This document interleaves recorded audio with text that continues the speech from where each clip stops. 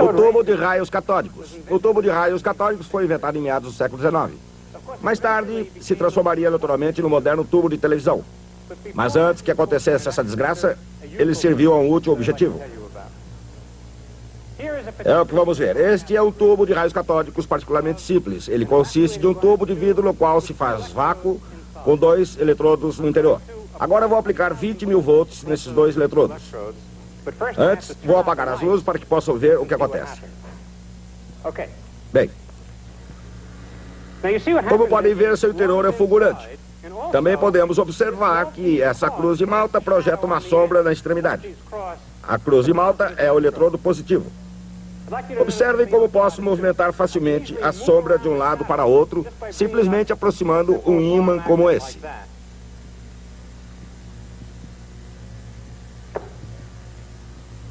Certo? Vamos começar do começo. Acreditava-se que essa fulguração fosse um feixe de partículas carregadas porque ela podia ser facilmente desviada com um ímã comum. Mas para provar que isso era verdade, seria preciso desviá-lo com um campo elétrico. Por alguma razão desconhecida, isso não funcionou. Foi então que apareceu um cientista britânico chamado J.J. Thomson.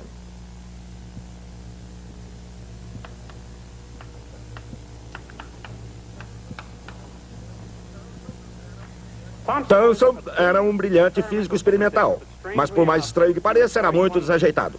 De fato, segundo a lenda, ele quebrava todo o tubo de raios catódicos em que punha as mãos. Essa é uma réplica de um dos tubos de Thomson, e como um dos tubos de Thomson, também está quebrado.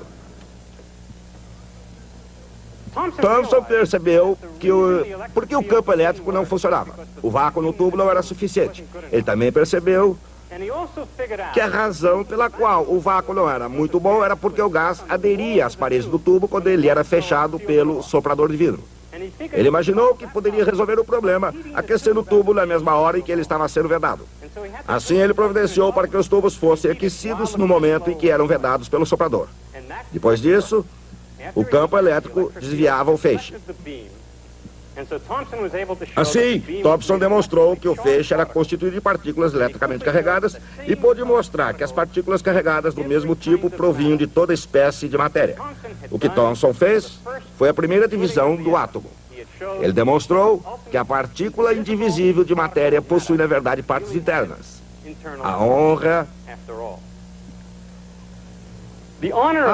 de ter batizado a nova partícula deveria ter cabido ao seu descobridor, J.J. Thomson. Ele queria dar-lhe o nome de corpúsculo, mas o nome não pegou, pois já havia um outro nome. Elétron.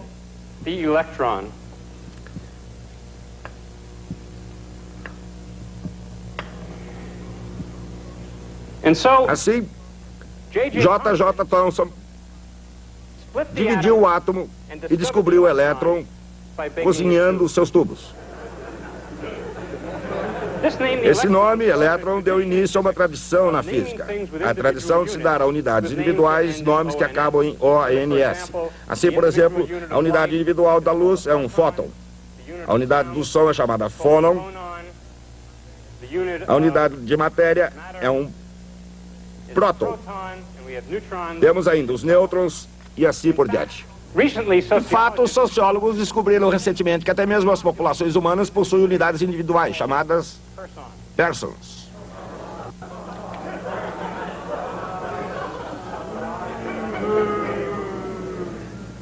Uma vez dividido o átomo e descoberto o elétron, restava a tarefa crucial de medir a carga elétrica do elétron.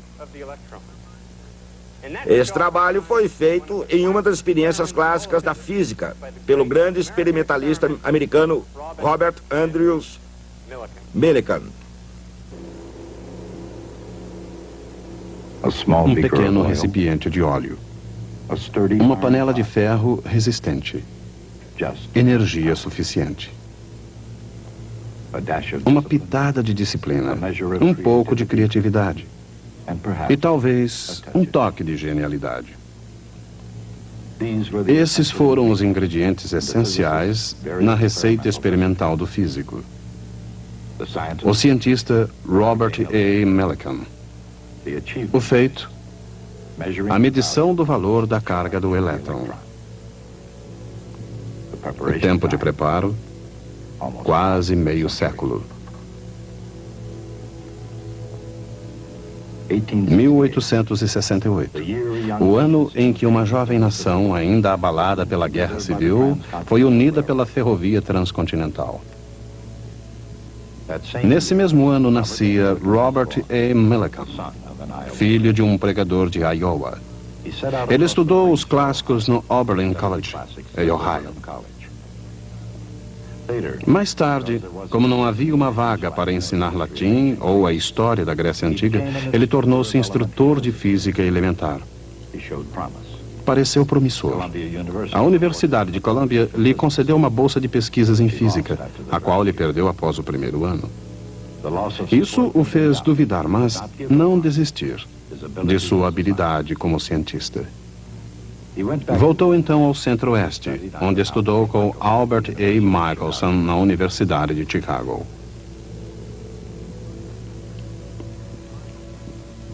Michelson recebera o Prêmio Nobel pelo desenvolvimento de um instrumento extraordinário para medir distâncias através da interferência das ondas de luz. Millikan desejava mais do que passar um verão em Chicago. Ele queria iniciar ali sua carreira na física. Para se preparar ainda melhor, ele visitou inúmeras universidades e laboratórios famosos no Velho Mundo.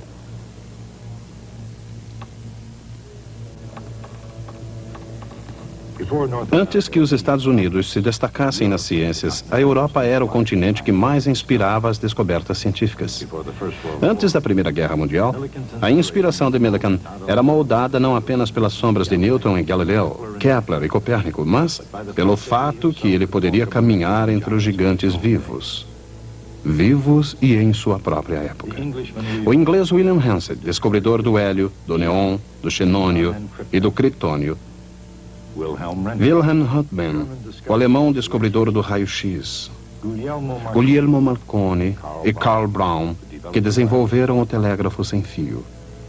Assim como acontecera com Leibniz e Newton em relação ao cálculo, eles fizeram suas descobertas simultaneamente, mas não em conjunto.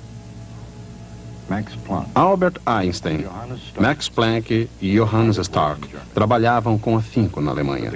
Mas as maiores influências diretas sobre Millikan parecem ter sido britânicas. J.J. Thomson e seu aluno H.A. Wilson nos laboratórios Cavendish.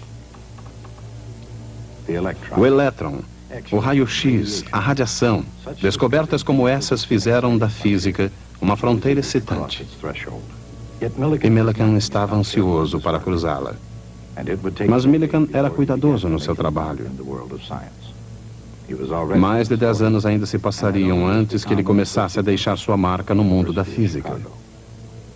Ele já estava com 40 anos e apenas havia acabado de se tornar professor associado da Universidade de Chicago. Mais ou menos na mesma época, Marie Curie recebia o Prêmio Nobel de Química e ela já recebera o de Física. Ele começou a medir a carga de um elétron. A base do seu trabalho fora assentada por Thomson, também laureado com o Prêmio Nobel em 1906 por suas investigações sobre a condução de eletricidade em gases. Esse inglês brilhante havia descoberto o elétron e desenvolvido o método da câmara de névoa para medir sua carga. Essa câmara foi inventada para estudar as nuvens atmosféricas, mas nas mãos de Thomson e de seu colega H.A. Wilson, ela fugiu à sua finalidade original. Uma súbita expansão de ar, saturado com vapor d'água, forma nuvens. Quando existem partículas de poeira, nas quais possa se condensar, esse vapor supersaturado também se condensa nos íons, partículas eletricamente carregadas, criadas por um tubo de raio-x. Cada gota d'água teria a carga elétrica de um único elétron. Com essa visão, Thomson e Wilson decidiram determinar a carga média de uma gota média. O método da câmara de nuvens era muito difícil. As experiências que envolviam a medição da velocidade de queda da nuvem no campo elétrico estavam sujeitas a inúmeras incertezas. Mesmo assim, finalmente conseguiram obter uma estimativa da carga do elétron. Somente uma estimativa. mas ela estava correta em sua ordem de magnitude. Para um homem como Robert A. Millikan, era uma porta aberta para o seu talento específico, a medição precisa de quantidades físicas fundamentais. Millikan repetiu suas experiências na Universidade de Chicago. Para ionizar a nuvem gasosa na câmara, ele usou primeiro raio-x e depois pequenas quantidades de rádio. Depois tentou um campo elétrico mais poderoso na câmara. Se desse certo, ele seria suficientemente poderoso para equilibrar a força da gravidade e manter a nuvem suspensa, imóvel.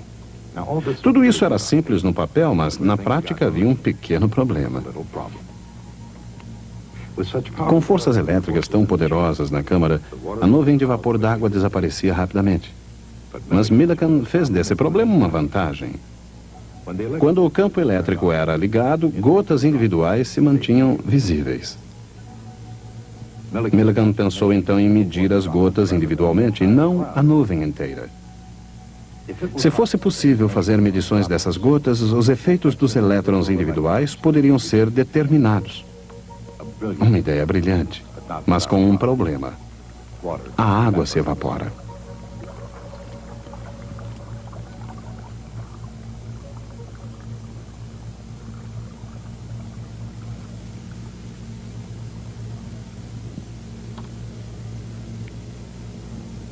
Em vez da água, pensou Millikan, por que não usar gotas de óleo? O óleo, ao contrário da água, não se evapora. Em 1907, na Universidade de Chicago, ele começou a obter resultados. Contando agora com um aparelho capaz de produzir uma névoa de óleo, Millikan mostrava-se cada vez mais confiante de que a carga elétrica de um elétron podia ser medida com precisão.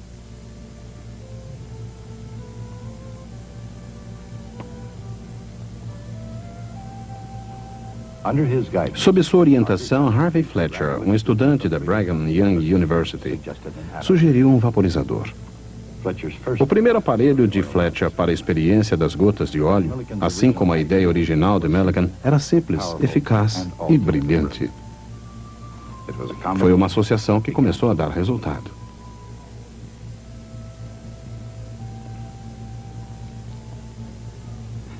A essência da experiência é aplicar um campo elétrico a uma gota de óleo carregada com eletricidade.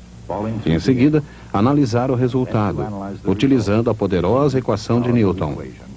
F igual ma. A massa da gota, vezes a aceleração, é igual à soma de todas as forças que agem sobre ela. Mas que forças agem sobre uma gota de óleo em movimento de queda? A força da gravidade, é claro, e o efeito da viscosidade. Uma gota de óleo, mesmo que isso ocorra apenas num milionésimo de segundo, tem a aceleração de um corpo em queda livre. Após esse primeiro milionésimo de segundo, a gota atinge sua velocidade final. Como qualquer esfera caindo através de um fluido viscoso, ela cai com velocidade constante. A força viscosa sobre uma esfera em movimento foi calculada pelo físico inglês George Stokes e é igual a 6π vezes o raio da esfera, vezes a viscosidade do ar, vezes a velocidade da esfera. Rapidamente, a velocidade aumenta, até que a força viscosa seja suficiente para equilibrar a gravidade. Assim, ao invés de acelerar, a esfera cai em velocidade constante. Millikan precisou medir essa velocidade para descobrir o tamanho de cada gota. Mesmo com um potente telescópio, uma gota é muito pequena para ser vista. O que Millikan viu assemelhava-se a uma estrela no céu noturno, um ponto de luz que não podia ser visto com sua forma esférica. Mas observando sua estrela se deslocar lentamente desde uma referência do seu telescópio para outra e usando a densidade conhecida do óleo, ele pôde medir o seu tamanho com precisão.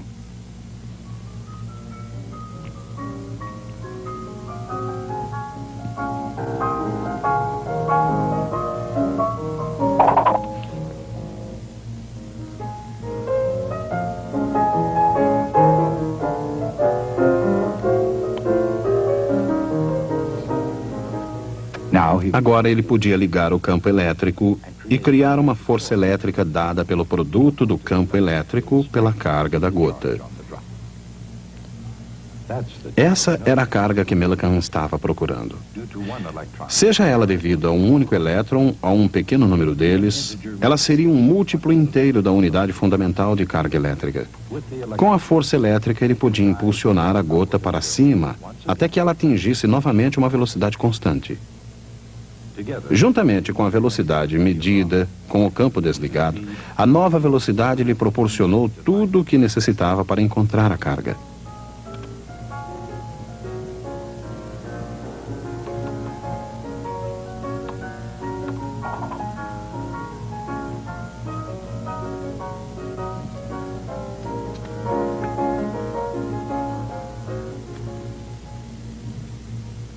A experiência foi projetada com minúcia de detalhes, uma marca registrada do trabalho de Millikan. Para reduzir ao mínimo a turbulência sobre as gotas de óleo que caíam entre placas paralelas, uma pesada panela de ferro foi projetada para conter e proteger as placas. O ar era filtrado com lã de vidro antes de entrar no vaporizador, que deveria lançar a mais fina possível nuvem de gotas de óleo na câmara. Mesmo a luz que iluminava as gotículas foi pesquisada. Uma solução de sulfato de cobre e um tubo de água de 1 metro de comprimento deveriam remover o excesso de calor produzido pela luz. Quando chegou a hora, Millikan tomou todas as providências para que nada atrapalhasse a experiência. Cronômetro na mão, durante horas ele observou através de seu telescópio o que acontecia dentro da câmara. Bem no coração da câmara, ele veria uma única gota de óleo carregada de eletricidade brilhando como uma estrela. Sob a influência da gravidade e da viscosidade, a gota deveria cair.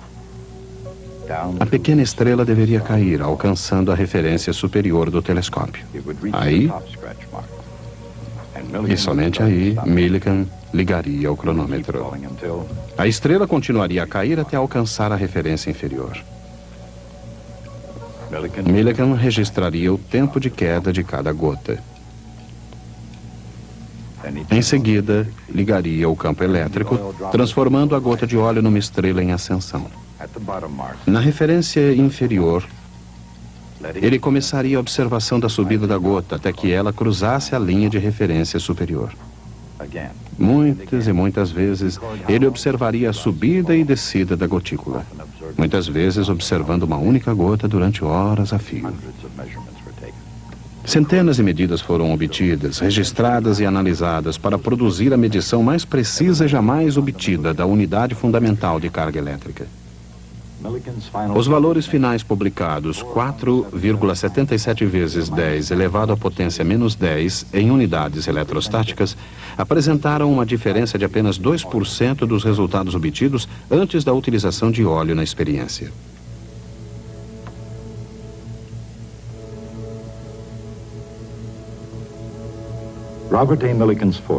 O ponto forte de Robert A. Millikan era a precisão. Uma capacidade de detectar e eliminar erros e, com extraordinária diligência e criatividade, aperfeiçoar os instrumentos já existentes. Em pronunciamentos públicos, e foram muitos em sua vida de estadista da comunidade acadêmica, ele usou todas as oportunidades para exaltar o método científico. A responsabilidade do cientista era fazer medições sem tendências, deixando que a natureza oferecesse as respostas. A tarefa do cientista é fazer as medições, não importa o quão penosamente, e publicar tudo o que for obtido. Determinar a significância dos dados era a tarefa dos colegas cientistas. Os colegas de Millikan compreenderam o significado do seu trabalho. Em 1923, ele tornou-se o primeiro americano nato a receber o Prêmio Nobel de Física. Millikan seria o diretor do Instituto de Tecnologia da Califórnia, uma instituição americana, e se tornaria ele próprio outra instituição. Seu nome tornou-se e permanece ainda hoje um sinônimo de progresso científico. Na primeira metade do século XX, sua imagem, junto com a de Albert Einstein, era a do mais famoso físico da América do Norte.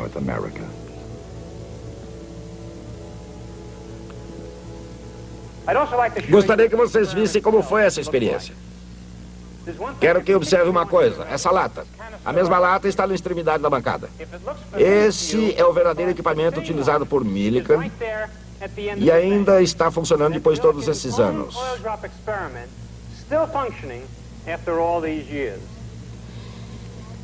Agora tenho algo verdadeiramente extraordinário que gostaria que vissem. Millikan reuniu os resultados obtidos em suas experiências para posterior publicação numa revista científica de alcance internacional. Mas antes disso, ele precisava de um lugar para anotar os resultados das experiências no momento em que elas aconteciam. As anotações foram feitas nesse caderno. Não havia intenção de se mostrar esse caderno a ninguém. Era apenas para uso de Millikan. Esta página tem a data de quarta-feira, 20 de dezembro de 1911. Aqui, Millikan anota a temperatura e a pressão do aposento. E aqui, sob a inicial G, de gravidade, uma série de números. Cada um deles representa o tempo que cada gota de óleo levou para cair entre as duas referências do seu telescópio. Numa coluna semelhante, sob a inicial F, o campo elétrico e, novamente, o tempo consumido na queda de cada gota de óleo.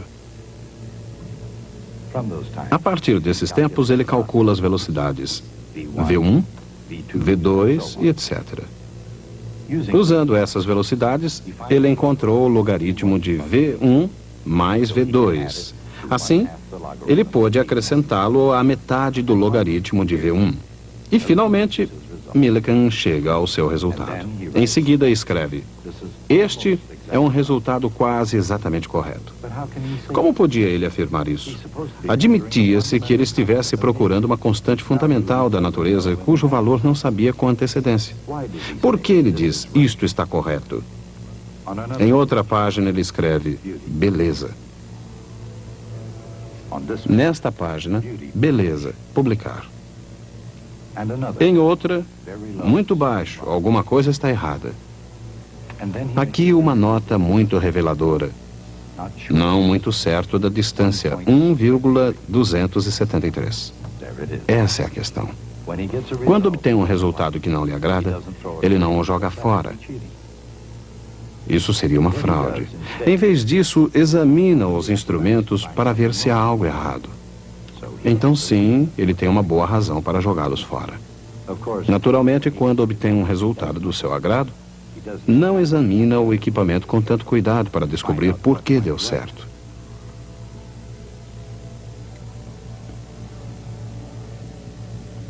Naturalmente, isso cria uma predisposição de obter os resultados desejados. Aqui temos outra página. Melhor ainda. Beleza. Publicar. E assim, páginas e páginas.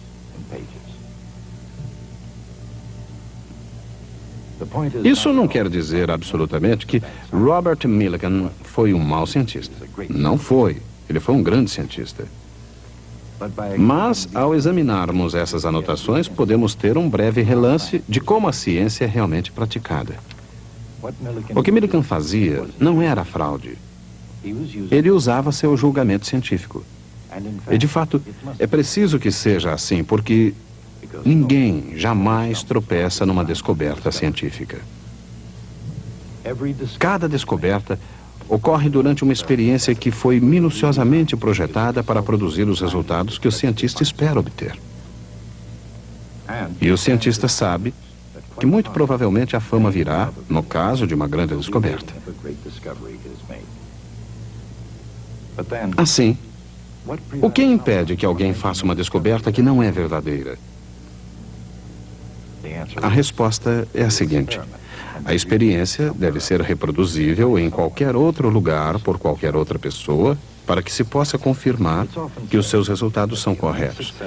Costuma-se dizer que o imenso sucesso de um determinado empreendimento científico é o resultado de algo chamado método científico, e que uma parte vital desse método é a coleta sem preconceitos, desapaixonada e imparcial de dados científicos.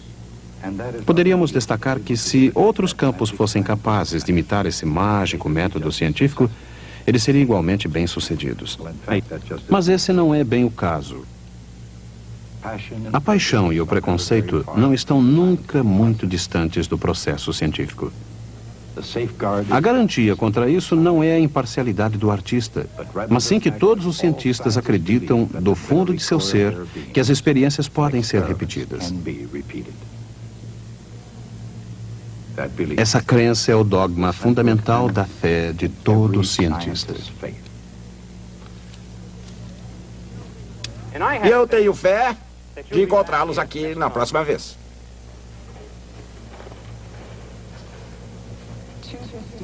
Até hoje, a experiência da gota de óleo de Robert A. Millikan permanece como uma das medições clássicas na história da física.